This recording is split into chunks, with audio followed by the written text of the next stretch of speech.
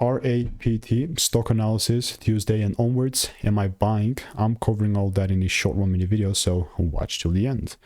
Rapt Therapeutics stock is sitting at $1.74 that is, and it's gone 100% up today, which is cool. You know, that's cool numbers. What's not so cool is the overall trend, and this is why I always say just have a decent understanding of a broader picture of, you know, of movement.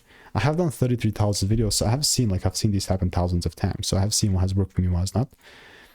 And specifically with RAPT, I'm not going to be sold out on this bullish idea and bias and trend even if the price doesn't break 330 to 332 approximately. If it does, then that's cool, but in the meantime, what I'm going to do is just I'll mark down the lows. Even if I see like double breaks beneath these lows here on the lower time frame, that's also going to be a market that I'm willing to short.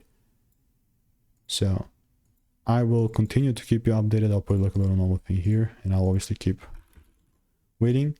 If you want to make more money trading in a simple and lean way, click the first link in the description. It's a free newsletter.